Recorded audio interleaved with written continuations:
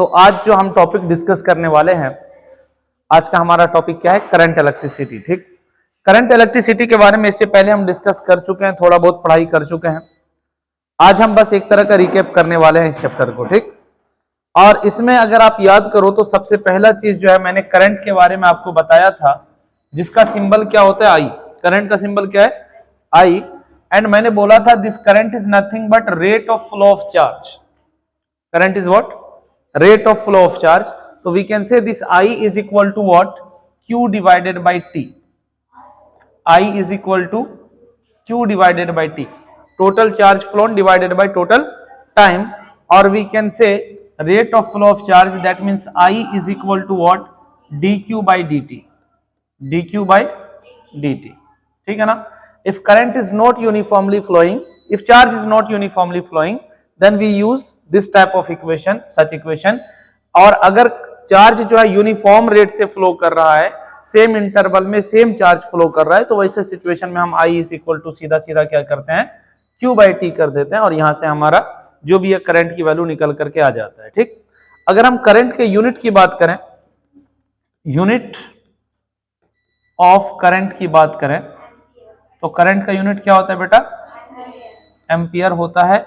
और साथ ही साथ याद रखना है कि it is a scalar quantity. It is a scalar quantity. Current एक ऐसी क्वांटिटी है, करंट एक ऐसी क्वांटिटी है जिसके पास डायरेक्शन होता है, लेकिन डायरेक्शन होने के बावजूद ये कैसी क्वांटिटी है? स्केलर क्वांटिटी है, क्योंकि ये वेक्टर एडिशन को फॉलो नहीं करता है। ठीक, बहुत बढ़िया। अब चलिए इस पर एक दो छोटा मोटा क्वेश्चन हम आपको समझा देते हैं। जैसे मान लीजिए एक क्वेश्चन है कि if 20 coulomb charge, 20 coulomb charge flowing in 5 seconds through any wire, through any wire, then current is equal to what? तो सिंपल आप क्या करोगे, आपको चार्ज पता है, टाइम पता है, आप सीधा सीधा कह दोगे I बराबर Q by t, that means 20 by 5, that will be equal to 4 ampere. Very good. But यही क्वेश्चन अगर आपको ऐसा दे दे, ऐसा दे दे कि suppose if Q is equal to 2t square plus 4t plus 5, ठीक, एंड क्वेश्चन पूछ रहा हो कि then I is equal to what? I is equal to what at t is equal to 1 second. अब क्या करोगे? तो जब भी आपको कुछ ऐसा इक्वेशन देगा तो आप क्या कहोगे? I is equal to कितना? dq by dt। ठीक, इसका डिफरेंशिएशन करोगे, 2 यहां मल्टीप्लाई होगा, कितना हो जाएगा? 4t plus 4। आपको कब पता करना था? at t is equal to 1 second पर पता करना था। तो I की वैल्यू कितनी आ जाएगी? 4 plus 4, that is equal to कितना? 8 एम्पियर। Very good. यहां तक बात आ रही समझ में? तो इस तरीके से आप जो है करंट का कैलकुलेशन कर सकते हो, अगर चार्ज के बारे में आपको बेसिकली डेटा दिया हुआ हो। अब देखिए इसका रिवर्स भी पॉसिबल है। क्या रिवर्स पॉसिबल है? अगर हमने ये पढ़ा, अगर हमने ये पढ़ा कि I is equal to Q by t and I is equal to what? dq by dt, तो यहां से हम ये कह सकते हैं कि this Q will be equal to what? Q will be equal to I into t. अगर आपको करंट पता हो, टाइम पता हो, तो आप चार्ज फाइंड आउट कर सकते हो। एंड इसी तरीके से आप ये भी कह सकते हो dq is equal to what? I into dt। और अगर दोनों साइड इंटीग्रेट कर दो तो आपको मिल जाएगा Q is equal to integration of I dt। ऐसा, ठीक है ना? तो इस पर एक छोटा सा क्वेश्चन अगर बन जाए कि सपोज कर लीजिए if I is equal to क्या है? 2t स्क्वायर प्लस है 4t, then Q phloem, charge जो पास होगा between t is equal to 1 second to t is equal to 2 second. 1 second से 2 सेकेंड के बीच में कितना चार्ज पास हो रहा होगा, अगर हमें ये पता करना है तो हम कैसे पता करेंगे? तो यहां पर हमें दिख रहा है कि करंट का इक्वेशन दिया हुआ है, चार्ज के बारे में क्वेश्चन पूछ रहा है, तो हम सिंपल क्या कहेंगे? Q is equal to integration of I dt। ठीक है ना।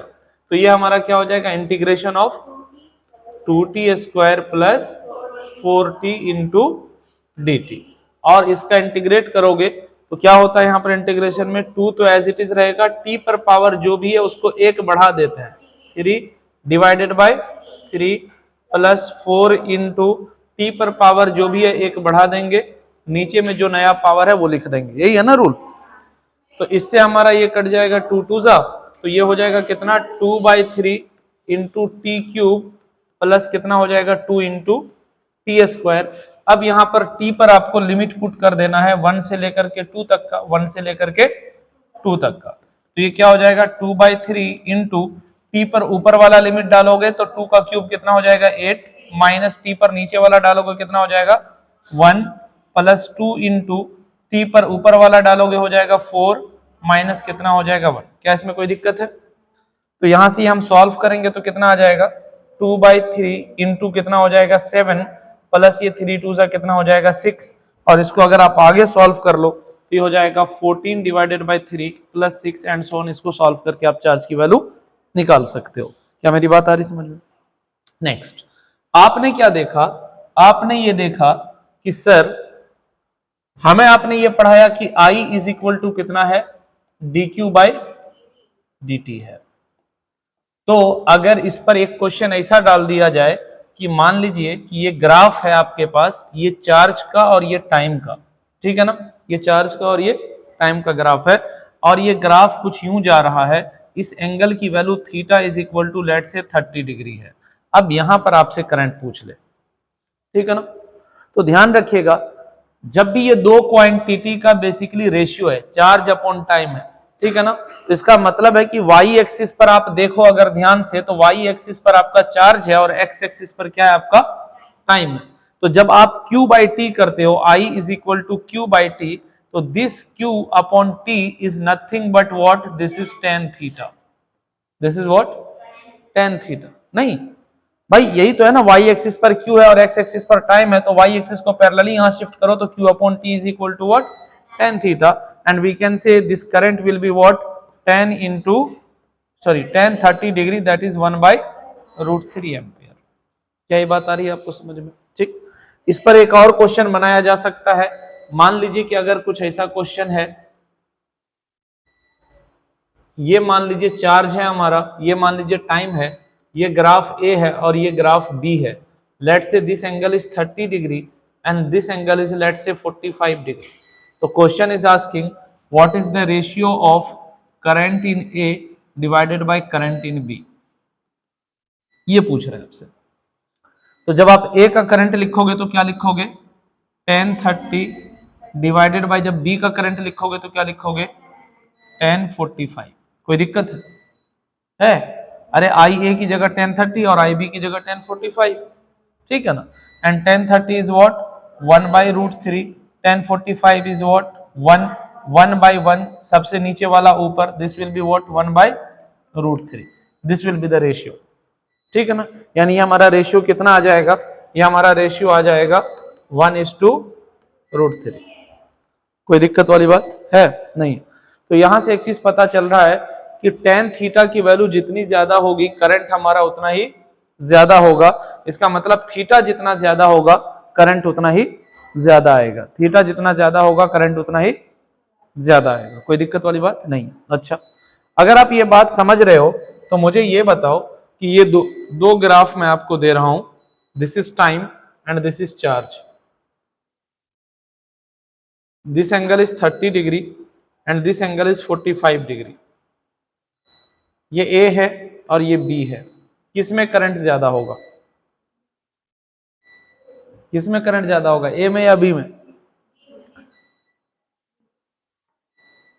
बताओ। एंगल ज्यादा तो करंट ज्यादा, बट ये नहीं देखे कि मैंने एक्सिस बदल दिया है, मैंने एक्सिस बदल दिया वो नहीं देखे।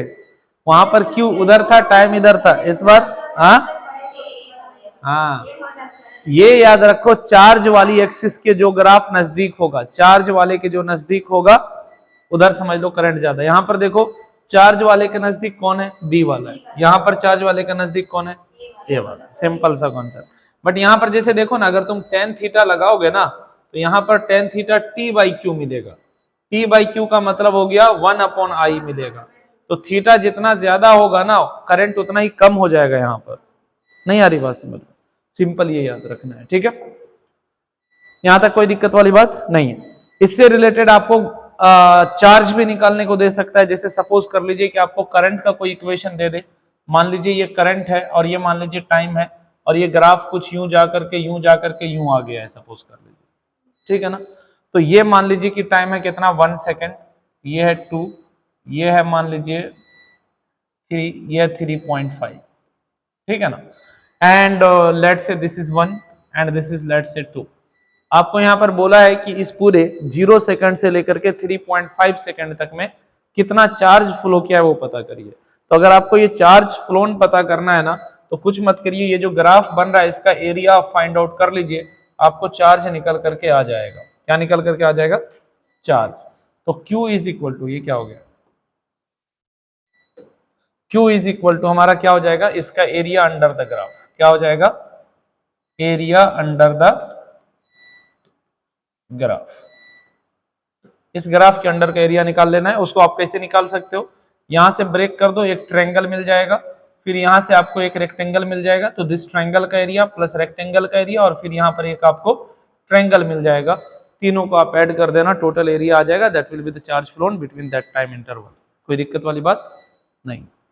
अब यहां से बात को अगर हम आगे बढ़ाते हैं तो हमारा जो नेक्स्ट टॉपिक आता है वो क्या था हमारा, रिलैक्सेशन टाइम। और रिलैक्सेशन टाइम से रिलेटेड था हमारा टर्म बेसिकली ड्रिफ्ट वेलोसिटी। क्या था? ड्रिफ्ट वेलोसिटी, ठीक। हमने देखा था कि कोई भी जो कंडक्टर है उसमें इलेक्ट्रॉन बेसिकली रैंडम मोशन कर रहे थे, और रैंडम मोशन अगर कर रहा था और हमने कहा था कि अगर इलेक्ट्रिक फील्ड की वैल्यू 0 है तो ड्रिफ्ट वेलोसिटी भी हमारा कितना होता है, 0 होता है। अगर कोई इलेक्ट्रिक फील्ड हम नहीं देंगे, कोई वोल्टेज अगर अप्लाई नहीं करेंगे तो सारे इलेक्ट्रॉन की वेलोसिटी एक दूसरे को कैंसिल आउट कर देगा और टोटल वेलोसिटी हमारा कितना हो जाएगा, 0 हो जाएगा। टोटल वेलोसिटी कितना हो जाएगा, 0 हो जाएगा।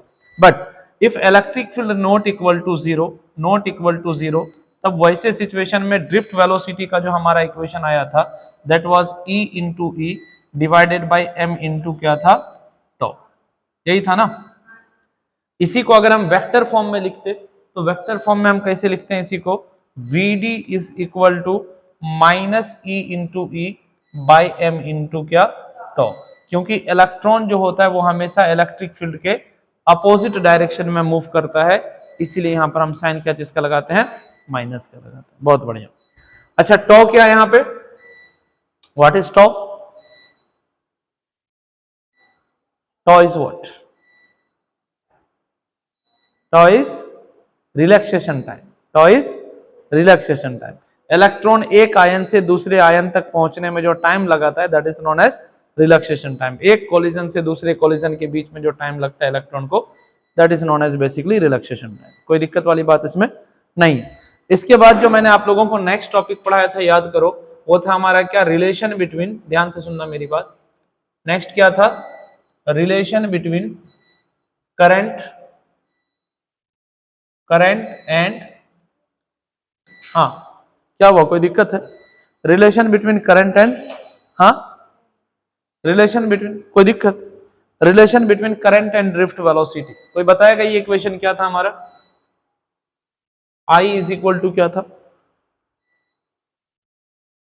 I is equal to NEA VD, याद है? I is equal to NEA VD, जहां पर N क्या था, N हमारा था इलेक्ट्रॉन डेंसिटी। क्या था N? इलेक्ट्रॉन डेंसिटी या number of electron per unit volume. Small E क्या है, व्हाट इज स्मॉल ई?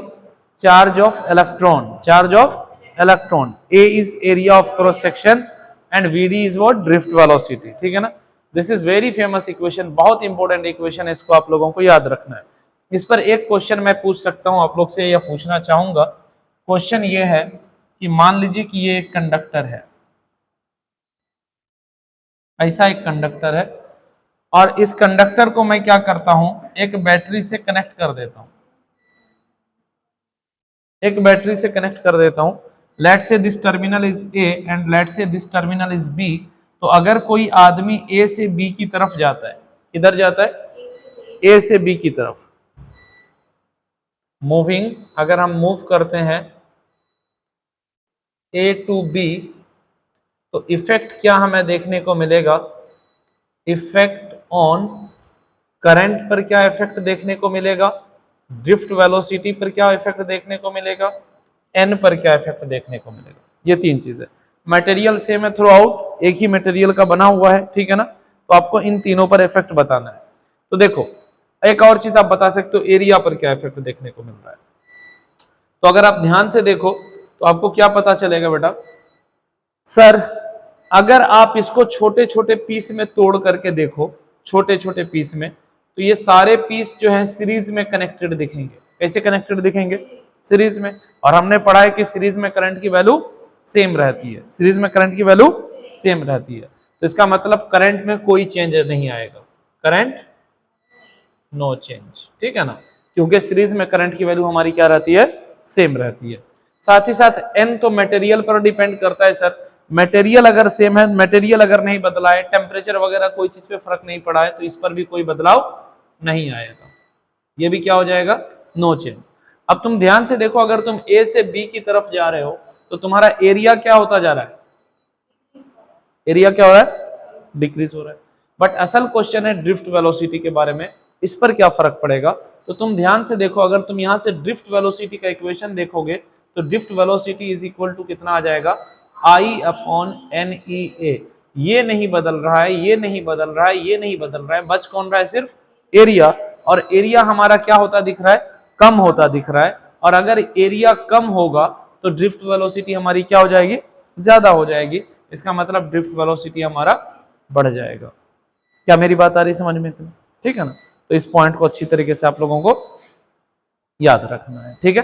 चलिए इसके बाद हमारा जो नेक्स्ट टॉपिक था वो क्या था, नेक्स्ट टॉपिक जो हमारा था वो था ओम्स लॉ को लेकर के, है ना। नेक्स्ट टॉपिक क्या था हमारा, ओम्स लॉ को लेकर के। किसी को याद है ओम्स लॉ, ओम्स लॉ किसी को याद है,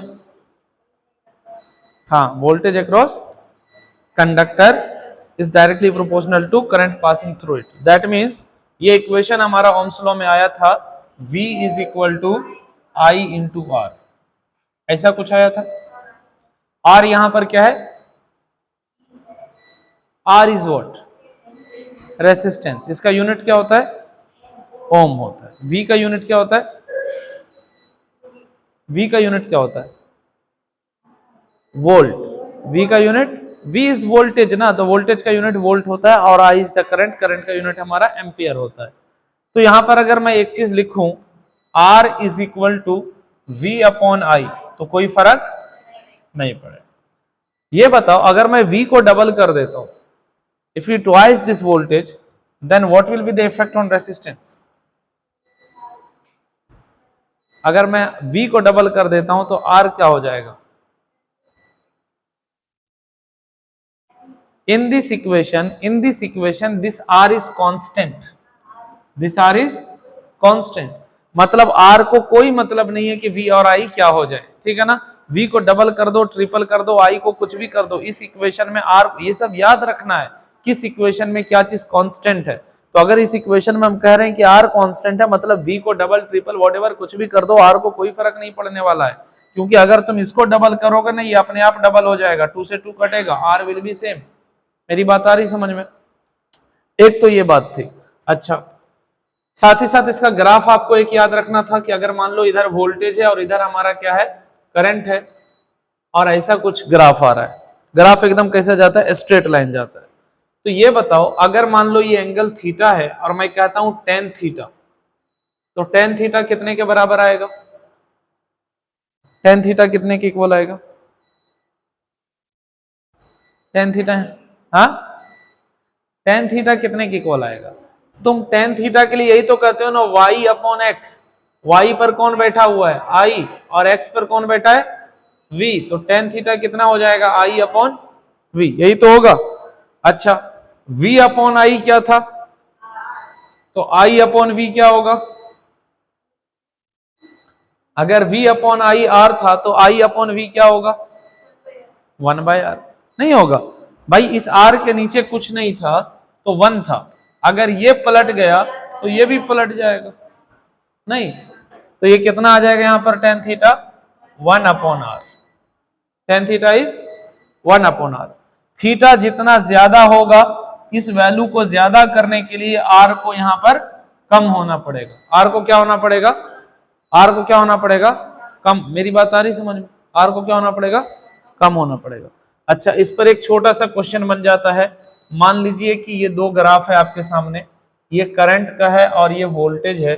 मान लीजिए कि एक ये है और एक ये है। Let's say this is A and let's say this is B and this angle is let's say 30 degree and this angle is let's say 60 degree. So question is asking what is resistance of A divided by resistance of B. ये question है, ठीक है ना? तो आप क्या कहोगे? आप कहोगे कि सर अगर मैं लिखती हूं tan 30, क्या मैं लिखती हूं tan 30? आप कह रहे हो मुझे कि मैं लिखती हूं, मतलब आप लिखते हो, ठीक है ना? tan 30, this tan 30 is what? 1 upon RA, 1 upon RA, and tan 30 is what? 1 by root 3 is equal to what? 1 upon RA, or you can say your RA is equal to what? root 3, ठीक? And now tan 60, tan 60 is equal to what? 1 upon RB. Okay, so you can say what? root 3 is equal to 1 upon RB, or you can say RB is equal to 1 upon root 3. Okay, now you have to calculate RA upon RB, so you can put the value of RA, that is root 3, and divide